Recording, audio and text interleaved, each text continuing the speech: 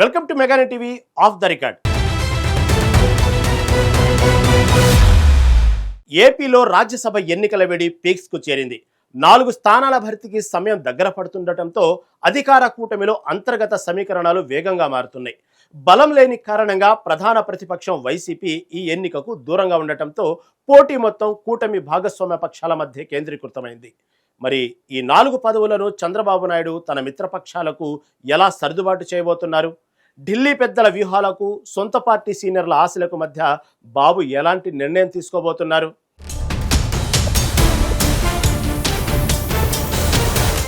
ఆంధ్రప్రదేశ్ రాజకీయాల్లో ఇప్పుడు అందరి చూపు రాజ్యసభ స్థానాలపైనే పడింది. రాష్ట్రం నుంచి 4 కీలక సభ్యుల పదవి విరమణతో ఎన్నికల సందడి ఒక్కసారిగా ఊపందుకుంది. అసెంబ్లీలో కూటమికి ఏకపక్ష బలం ఉండటంతో ఈ ఎన్నిక ఏకగ్రీవం కావడం ఖాయంగా కనిపిస్తోంది. బలం లేని కారణంగా ప్రధాన ప్రతిపక్షం వైసీపీ ఈ రేసులో నిలిచే సాహసం చేయడం లేదు. అయితే ఈ 4 ఖాళీలను కూటమి భాగస్వామ్య పక్షాలు ఎలా పంచుకుంటాయనేదే ఇప్పుడు పెద్ద సస్పెన్స్. ప్రస్తుతం పదవి విరమణ చేస్తున్న వారిలో టీడీపీకి చెందిన సానా సతీష్ ఒకరుగా ఉన్నారు. పార్టీ కోసం పనిచేసిన ఆయనకు చంద్రబాబు మరోసారి రెన్యువల్ చేయడం ఖాయమని ప్రచారం జరుగుతుంది. మిగిలిన 3 పదవుల విషయంలో కూటమిలో సరికొత్త చర్చకు తెరలేచింది.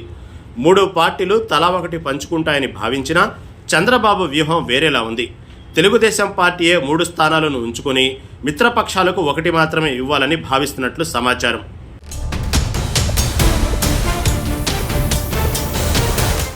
రాజ్యసభ స్థానాల సర్దుబాటులో చంద్రబాబు నాయుడు లెక్కలు చాలా స్పష్టంగా కనిపిస్తున్నాయి. ఏపీలో కూటమి ప్రభుత్వం ఏర్పాటైన తర్వాత ఇప్పటి వరకు 2 సార్లు రాజ్యసభ ఎన్నికలు జరిగాయి. ఆ 2 సందర్భాల్లోనూ చంద్రబాబు మిత్రపక్షమైన బీజేపీకి పెద్దపీట వేశారు. పార్లమెంటు ఎగువ సభలో బీజేపీకి తగిన బలం లేకపోవడంతో కేంద్ర పెద్దల అభ్యర్థనను చంద్రబాబు మన్నించారు.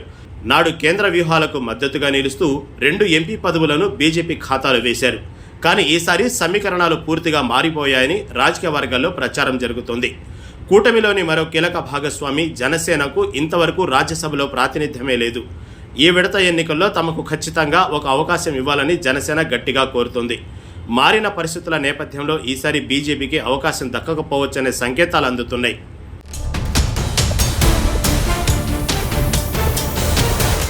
ఏపీ రాజకీయాల్లో రాజ్యసభ స్థానాల కేటాయింపు ప్రక్రియ తీవ్ర ఉత్కంఠ రేపుతోంది.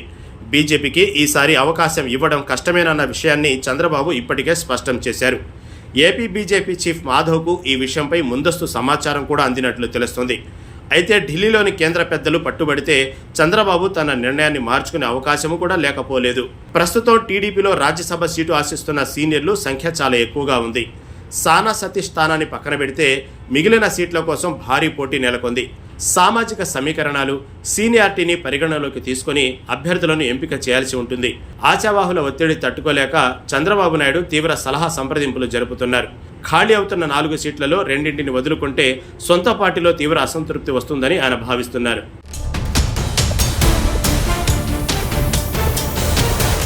కూటమిలో రాజ్యసభ సీట్ల పంపకాలపై తెర వెనుక ఆసక్తికరమైన పరిణామాలు చోటు చేసుకున్నాయి.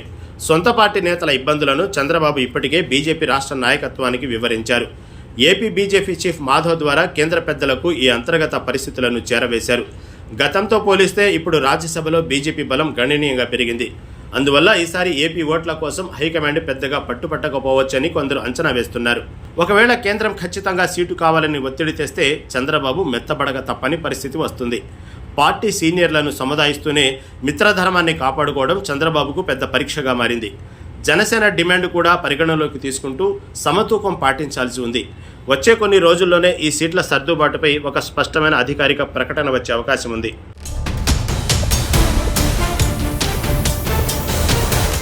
పెద్దల సభకు వెళ్లే ఆ 4 నాయకులు ఎవరనే సస్పెన్సు ఏపీలో పీకుకు చేరింది. ఎలక్షన్స్ నోటిఫికేషన్ రాకముందే కూటమి శిబిరంలో ఆశావాహుల గుండెల్లో రైళ్లు పరిగెడుతున్నాయి. వైసీపీ పోటీకి దూరంగా ఉండటంతో కూటమి విజయం నల్లేరుపై నడకే కానుంది. కానీ గెలుపు కంటే సీట్ల పంపకాలే చంద్రబాబుకు పెద్ద తలనొప్పిగా మారాయి. సానా సతీష్ పదవి రెన్యువల్ అవుతుందనే టాక్ రావడంతో మిగిలిన స్థానాలపైనే అందరి కళ్లు పడ్డాయి. 3 పార్టీలు ఉన్న కూటమిలో సీట్ల సర్దుబాటు అంత సులువుగా జరిగేలా కనిపించడం లేదు. గతంలో 2 సార్లు బీజేపీ అడిగిన వెంటనే చంద్రబాబు సీట్లు త్యాగం చేశారు. అప్పట్లో కేంద్ర పెద్దల మాట దాటలేక సొంత పార్టీ నేతలను చంద్రబాబు పక్కన పెట్టారు. ఇప్పుడు జనసేన కూడా రేసులోకి రావడంతో ఈ పొలిటికల్ డ్రామా మరింత రసవత్తరంగా మారింది.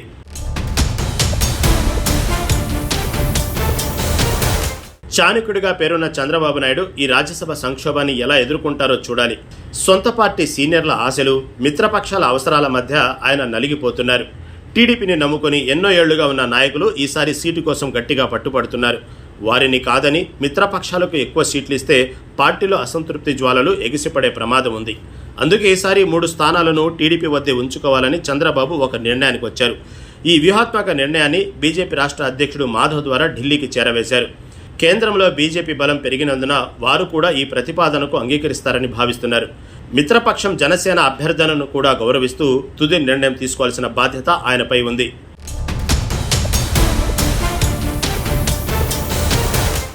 కూటమి అధికారంలోకి వచ్చిన ప్రతిసారి రాజ్యసభ సీట్ల పంపకం ఒక హాట్ టాపిక్గా మారుతుంది. గత 2 పర్యాయాలుగా బీజేపీ అడిగిన వెంటనే చంద్రబాబు పెద్దల సభ సీట్లను కేటాయించారు. కేంద్రంలో సభ నిర్వహణకు బీజేపీకి బలం అవసరం కావడంతో ఆ నిర్ణయం తీసుకున్నారు. కానీ ఈసారి సొంత పార్టీ నేతల నుంచి చంద్రబాబుపై ఒత్తిడి తీవ్రంగా పెరుగుతోంది. జనసేనకు కూడా ఇప్పటివరకు రాజ్యసభలో ఒక్క సీటు కూడా లేకపోవడం గమనార్హం. ఈ నేపథ్యంలో తమకు ఈసారి ప్రాతినిధ్యం కల్పించాలని జనసేన వర్గాలు గట్టిగా కోరుతున్నాయి. ఈ క్లిష్ట పరిస్థితుల్లో బీజేపీకి ఈసారి అవకాశం ఇవ్వలేమని చంద్రబాబు స్పష్టం చేసినట్లు టాక్. ఏదేమైనా ఈసారి ఏపీ రాజ్యసభ ఎన్నికలు కేవలం అభ్యర్థుల ఎంపిక మాత్రమే కాదు, కూటమిలోని మిత్రపక్షాల బంధానికి కూడా ఒక పెద్ద పరీక్షగా మారబోతున్నాయి. అటు ఢిల్లీ పెద్దల పట్టుదల, ఇటు సొంత పార్టీ సీనియర్ల అసంతృప్తిని చల్లార్చడం చంద్రబాబు నాయుడికి కత్తి మీద సాము లాంటిదేనని చెప్పాలి. మరి ఈ పొలిటికల్ పజిల్ను ఛేదించి చంద్రబాబు ఎలాంటి తుది నిర్ణయం తీసుకుంటారు? పెద్దల సభకు వెళ్లే ఆ 4 అదృష్టవంతులు ఎవరవుతారనేది తెలియాలంటే మరి కొద్ది రోజులు ఆగాల్సిందే.